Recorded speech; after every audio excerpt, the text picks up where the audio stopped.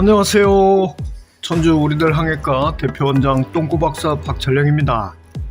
우리가 흔히 말하는 피똥, 항문 출혈은 여러 종류가 있습니다. 피똥을 싸면 대부분 암이지 않을까 걱정을 합니다. 암이라는 의심과 불안한 생각이 머릿속을 가득 채우게 됩니다. 그래서 오늘은 피똥에 대해 확실하게 알아보겠습니다. 우리들 항해과 진료실에도 피똥과 관련해서 약 30% 가까이 찾아오는데, 먼저 최근에 학회 주관으로 전국 500여 명가량의 항문 출혈 환자를 조사한 내용을 말씀드리겠습니다. 결론부터 말씀드리면 500여 명 중에서 최종 암을 진단받은 사람은 모두 22명이었다고 보고합니다. 결국 내원한 환자 중 암으로 진단된 경우는 4.7%입니다. 암 진단자들의 평균 나이는 66.6세입니다. 그래서 60대에 피똥, 즉 항문 출혈이 있고 대장 내시경 검사를 받지 않았다면 반드시 대장 내시경 검사를 받아야 합니다. 그리고 60대가 아닌 젊은 나이에도 대장암이 발견되는 경우가 종종 있습니다. 우리들 항해과에서도 그러한 경우가 있어서 대장 내시경 검사를 권고하고 있습니다. 암 진단군은 한 달에서 1년 내에 61%, 1년에서 수년 내에 23%를 차지합니다. 항문 출혈이 상대적으로 오래된 경우 암으로 진단되었음을 알 수 있습니다. 암 진단군 중에 항문 출혈량에 대한 설문에서 대변 겉에 묻는 경우는 41%, 휴지에 묻는 정도는 25%, 변과 섞여 나오는 경우는 14%의 응답으로 나타났습니다. 출혈 동반 증상 관련해서는 항문 통증이 있다는 42%, 다른 증상 없다는 31%의 응답이 다수를 차지했습니다.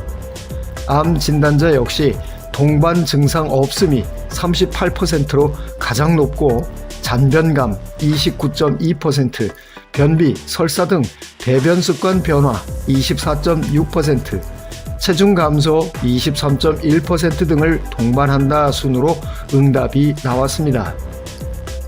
항문 출혈 환자의 최종 진단 암 종류는 직장암이 64.6%로 가장 많았고, 좌측 결장암 33.8%, 우측 결장암 1.5%, 항문암 1.5% 순으로 나타났습니다. 항문 출혈 경험자 중에 대장암을 진단받은 이들은 출혈이 한 달 이상 지속되거나 상대적으로 검붉거나 갈색, 흑색 변이 많았다고 합니다. 또 출혈량은 오히려 많지 않고 대변 겉에 묻거나 섞여 나오면서 체중 감소나 배변 습관 변화, 변비 혹은 설사가 동반되는 경우가 많았다고 합니다. 이런 특징이 있다면 최대한 빨리 병원을 찾아 전문 의사의 진료를 받아야 합니다. 그러면 95.3%에 해당하는 암이 아닌 경우는 대부분 치핵, 치열 같은 양성 항문 질환이 출혈의 원인이었습니다. 항문 주위 궤양 또는 치루, 기타 양성 항문 질환, 염증성 장질환, 기타 양성 결 직장 질환, 수술 또는 시술 후 합병증 등이 뒤를 이었습니다. 이어 증상이 모호한 경우가 많아서 이런 특징을 보이지 않는다고 해서 무조건 괜찮다고 볼 수는 없겠지만, 항문 출혈로 진료받은 이들 중에 대장암 진단 사례는 100명 중에 4-5명으로 실제로 매우 적습니다. 그러니 항문 출혈이 있다고 해서 과도하게 불안해하거나 공포심을 가질 필요는 없습니다. 다만 우리가 꼭 기억해야 할 것이 있습니다. 빨간 깃발 증후군입니다.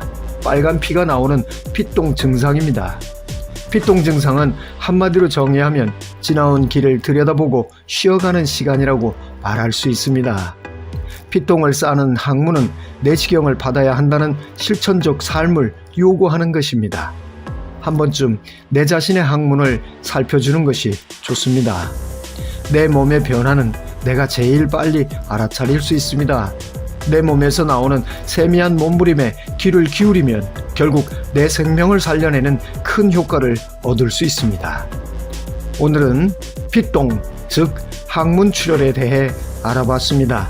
자세히 알고 싶거나 궁금한 사항은 전주 우리들 항해과로 언제든 문의하시면 친절하게 상담해드립니다.